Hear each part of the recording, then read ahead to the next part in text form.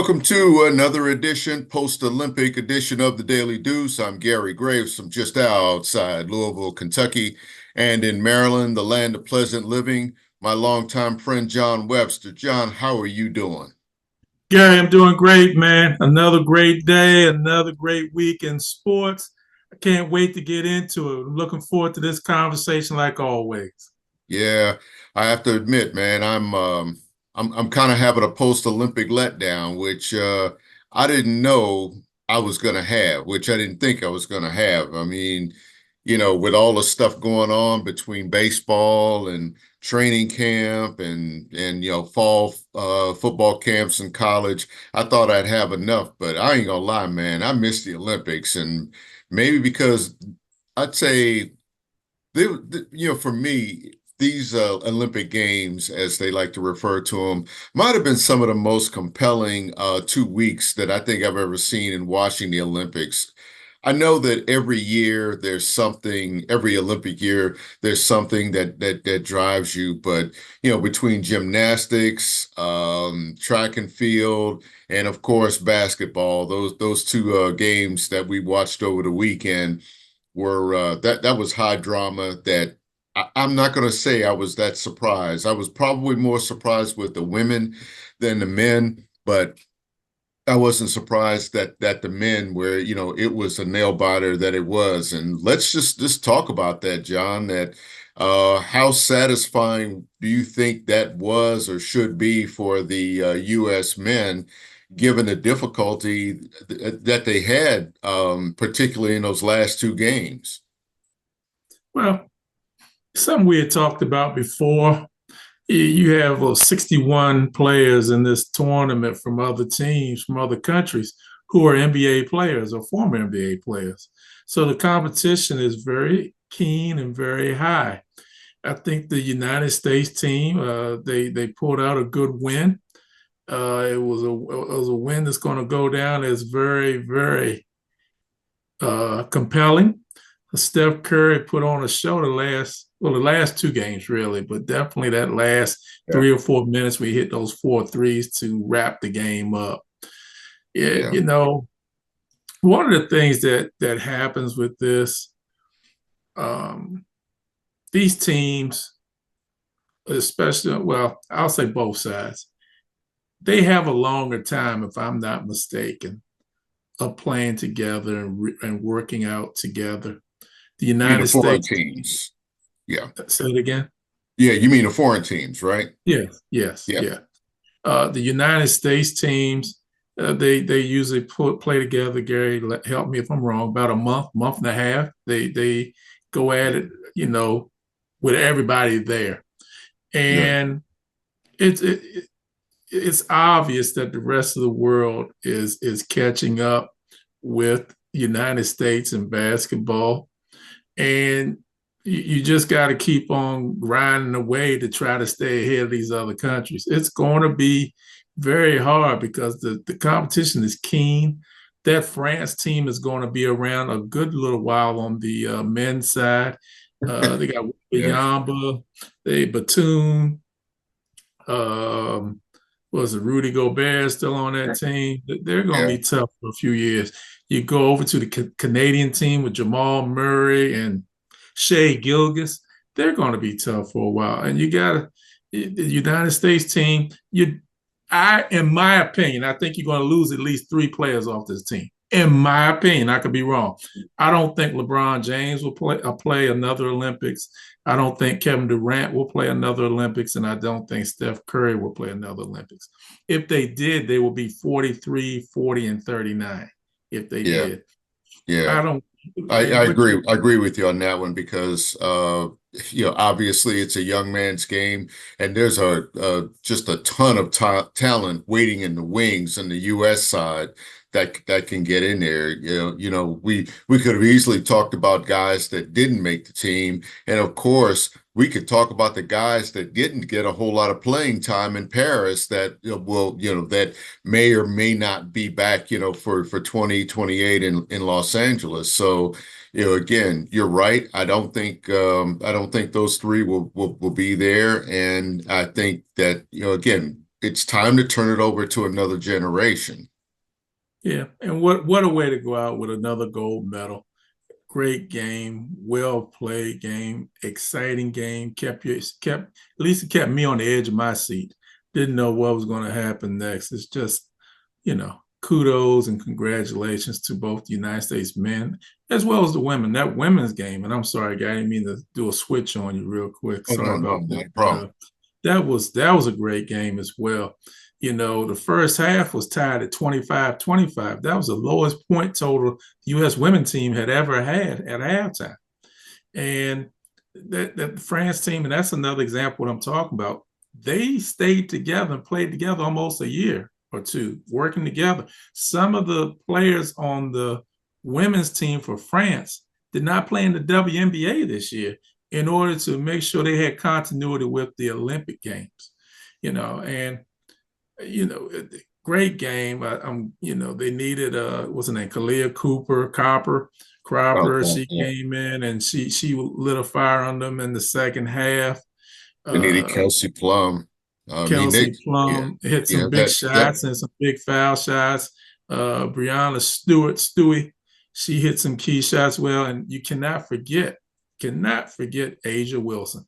With everybody I just said, if Asia Wilson doesn't do what she does in the second half, none of this happens. So she's a big reason why they did what they did and they were able to bring the gold medal home. But that was a very, very tough game. yeah.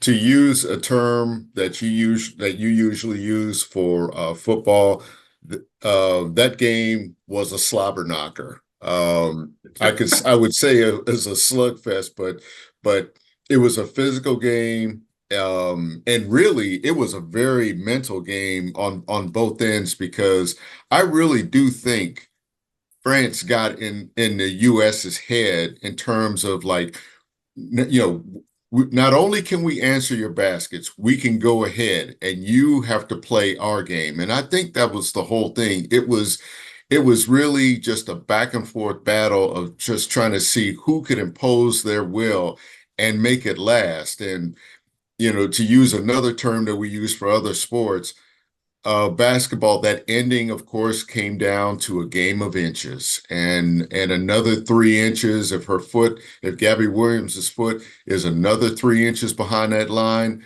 we're looking at overtime, and who knows what might have happened in that. Then again, maybe we wouldn't be looking at overtime because again, another 3 inches, maybe that shot is off. Who knows? But just the adrenaline of that game, that the way that it ended didn't surprise me in terms of the shot that went off. The adrenaline of the game didn't surprise me in that France was moving so fast that there wasn't that court awareness, I think, on some of the players' parts. I mean, they were trying to make something happen and they were just moving forward so fast that, again, you don't I mean, it's human nature. I'm not blaming anybody for that. That was a fantastic finish, and the announcers knew that her foot was on the line right away. But I was like jumping up, was like, "Oh no!" I mean, I thought we were looking at overtime until they pointed that out, and that was just a flow thing, and nobody can be faulted for that. I hope Gabby Williams is not kicking herself because that was one heck of a play that she made, just to get it there. And, again, whether that shot goes in, if her foot's behind the line, we don't know. Again, it could have been overtime, and we would have had another 5 minutes to really, really stress that out. I was joking that I said I needed Tai Chi to calm down after that game. Shoot, I needed Tai Chi to calm down after the men's game. Yeah, they both were very exciting. Both of them very physical. Those FIBA rules, you go back to what I call old school basketball. It's Yeah. press up on your defense and elbow on your back. It's tough, so you got to be Yeah. ready to go for it. Yeah. The thing, my takeaway from this whole tournament is, kind of like what I was saying before, and you mentioned it at the outset, that the world is caught up to the United States.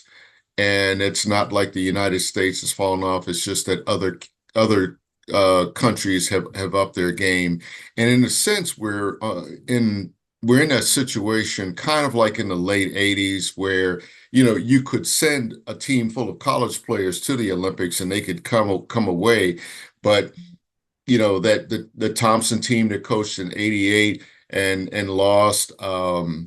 I mean, didn't win the gold medal. I think, that was a team that came away with bronze. And of course, that changed the whole makeup of the team, leading to the Dream Team in '92. But, again, I think we're at another point like '92 where teams have really closed the gap. And, the US, I think, again, as long as they're sending their pros over there, I still think that they are the team to beat.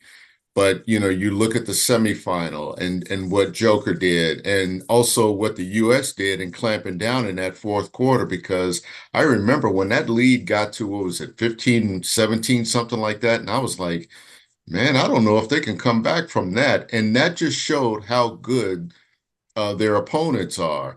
We're going to be looking at the same thing in LA. I don't know if there's a home court advantage or not. I'd like to think that there is, but I look forward to what could happen, and seeing, maybe if another team takes over and becomes quote unquote world champs, to kind of refer to another little controversy, thanks to Noah Lyles, who I happen to agree with, by the way.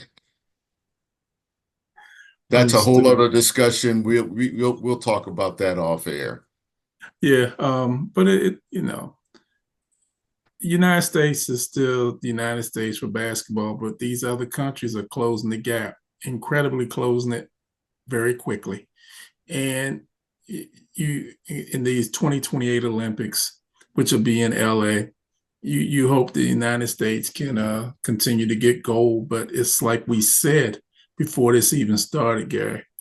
You may be the best on paper, but you still have to go and play the game. Yep, that's true. And that one, this tournament kind of reminded me of the playoffs in terms of you've got, I mean, all the teams I feel like had deep benches. In the US's case, we're talking about why Jason Tatum didn't play as much. We're talking about why Tyrese Halliburton didn't play as much. I mean, you're talking about at the most maybe a nine-man rotation that the U.S. that Steve Kerr used, which is about what you get in the NBA. I think was actually really an eight-man rotation, and they just they just had to put another guy in just to give somebody else a break, and maybe do a little bit of a reset. But that one had all the makings of an NBA game to me, from all of those teams: South Sudan, Serbia, France. I mean, France is just scary good. Scare that team. I knew it from the beginning. Again, you and I talked about them. We talked about Serbia. We were not surprised by that, and we got what we expected. What we One thing we got, and you mentioned Steph Curry, is, to me, that was for him, even though he didn't get Olympic MVP. I do think LeBron James deserved it because he really was the most consistent player. But, Steph Curry just showed just what he does best. It really saved the US's bacon, so to speak. And he, for all the things that you can say about, uh, I'll say, the wisdom of three-pointers, but that's a guy that has a sense of time and place. For intermittent clouds with a high of Sorry 87 about degrees that. Fahrenheit. I forgot that I have an Amazon device. But anyway, be that as it may. But that just reminded me that that Steph Curry has that incredible sense of time, space, game situation, and that's what would help the U.S. in that situation. Yeah, I mean, like we And an said again, incredible shot, if I forgot to add. incredible, incredible shots. Yeah. Each one had a higher level of difficulty. Each one, when you think about it, You Oh know, yeah. and he's Steph Curry. You know, he's simply one of the best. Yeah. Jumping to the women's side, the thing as an observer, again, they were another team that really kept their rotation short, which surprised me because they had a lot on their bench that they could have put in. They had Alyssa Thomas, who played at Maryland. They had Brittany Griner. I can't recall a moment that Diana Taurasi saw the court unless, like I said, it was just something, that I missed maybe in some of the early games. But I think they had them on their heels a lot more, and there were times that I was frustrated with the U.S. women that it seemed like it was more of a playground game than, say, an organized game. And again, it came down to Copper making shots. It came down to Kelsey Plum making shots, and at times when they really needed Asia Wilson, they got the ball to her, which again, I was a little mystified that they weren't getting the ball into her a little bit more often. Having said that, I forgot about their interior defense for France that really, really frustrated her. That's probably the only time I've seen her in her career since she left South Carolina that she was frustrated. I don't know if that's a blueprint for the WNBA to follow when they resume play, but it's one that you think, yeah, if you keep her a little bit away from the basket, you deny her the ball, that you can beat the Aces. And of course, with the Aces struggling in the first half of the season, that getting the league is caught up to them as well. And I look forward to the WNBA second half, the stretch run, to see exactly what kind of aftermath that's going to be for a lot of these teams, particularly with the New York Liberty. Yeah. One of the things you mentioned about Asia Wilson, she was struggling a little bit in the first half. One of the things that helped the U.S. women in the first half was when they put Brittany Griner in the games, had 4 points and about 4 or 5 rebounds. She really brought a spark to the game. And Mhm. I don't think the France team really had an answer for what she was doing. So, but Yeah, I say that not to take anything away from Asia Wilson. She is yeah. absolutely one of the best. Absolutely. And the point of putting these teams together, and especially with having a player like Brittany Griner on the bench, it is to provide a different look. It is to provide a break, and I don't know how much her her and Asia Wilson, Brittany Griner and Asia Wilson playing together would have made a difference. I don't know if it's, again, it's as we always talk about in basketball, John, it's about matchups. And I think that was just a matchup for the US. The French were just a matchup that was just difficult for them, and it took every possession to really kind of sort it out. Actually, it took probably a few possessions for the women to really kind of figure it out because they were down by double digits as well, and responded with a gut check that they really really needed. Here's my Yeah. question for you on this: if they had lost that game, would it have been devastating in terms of the US's standing in the world? I'll answer that two different ways, Gary. Me personally, no. As a whole, yes.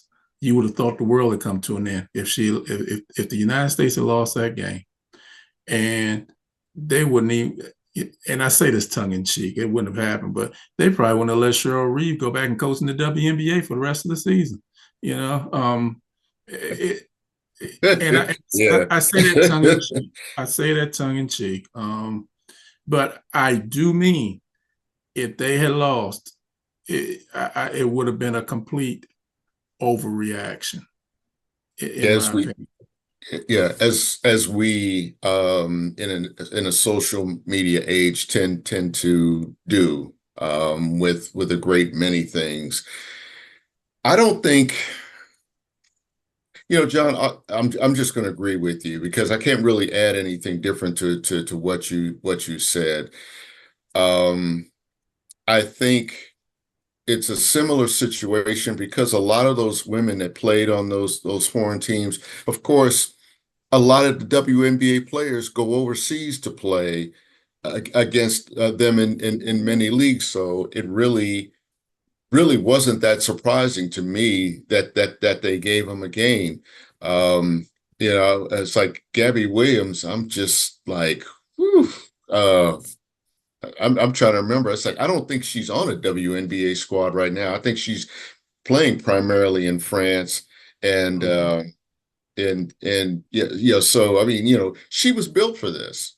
A lot Yeah. of those players were built for it. You might not see any of those players in the WNBA, but the players that go overseas, that's where they make their money.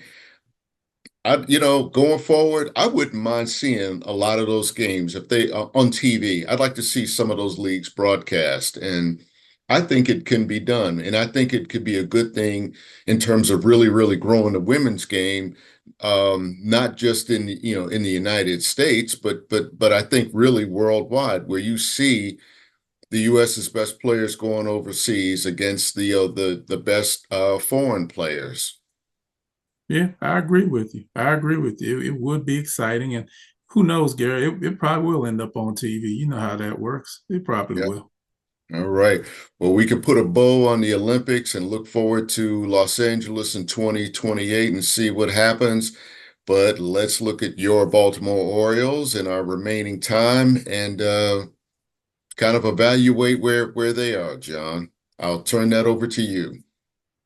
Half game up, the Orioles are right now. The Yankees lost last night to the Chicago White Sox. I'm sounding like a broken record, Gary. Yeah, how in the world does that happen, by the way? I mean, the White Sox are just historically bad. They didn't just lose, they lost 12-2. I know, yeah. I mean, yeah, they got waxed. Yeah. Well, then I'm again, starting that's to baseball. That, yeah. that happens sometimes. I'm starting to sound like a broken record, Gary. Pitching, pitching, pitching is an albatross. Albert Suarez had another great outing on Sunday, went 6 and 2/3 inning, gave up no runs, and yet the Orioles still found a way to lose. You brought in CNL Perez, he gave up a double and a single, won one game. Go to the next inning. You bring in Craig Kimbrell. He gives up 3 walks. Oh, that was brutal. So Mm, they lose. that was brutal. They lose 2-1. So, like I said, what is important this time of year? Excuse me, is defense and pitching. And you got to find a way. When you have Schwarber the last 2 starts, he has really been amazing in his last 2 starts and has nothing to show for it. They lost both games. And Grayson Rodriguez is out right now. You got Zach Eflin and you got Corbin Burns right now. That's what you have. And then you got to figure out between Suarez, Dean Kramer, and Trevor Rogers. It's going to be rough. And this is how far we've come as an organization. And this is how spoiled I am, Gary. The Orioles right now have 70 wins. They were the first team in Major League Baseball to reach 70 wins, and they're tied for the best record in baseball. And I'm sitting here right now still complaining. That's how far they've come. But at the same time, I'm greedy. I've said that many times. They got to find a way to lock down the relief pitching. And it's getting to a point with Craig Kimbrell, 6th inning, 5th inning. He can't be right now, unfortunately, in a high leverage situation. He cannot. He cannot. CNL Perez is here one day, next day he's down. I don't know. Danny Kaloum, he'll be back in September, as I've said before. Jake Webb is out right now with elbow inflammation. Hopefully he'll be back in about another 10 days. But that bullpen needs to tighten up. It has got to tighten up. And you have to find another starter. If Rodriguez is not back in September, then it's going to have to be someone between the three of Suarez, Kramer, and Rogers. Because in the playoffs, you can get by with a three-man rotation. You can get by a three-man rotation and get your relief pitching lined up to close your games out. But it does you no good to have three good pitching outings if your bullpen can't bring you home. And that's what we're looking at right now. Yeah. Well, as we wrap this up, John, I'm going to leave you with this question. You can mull on this for next time.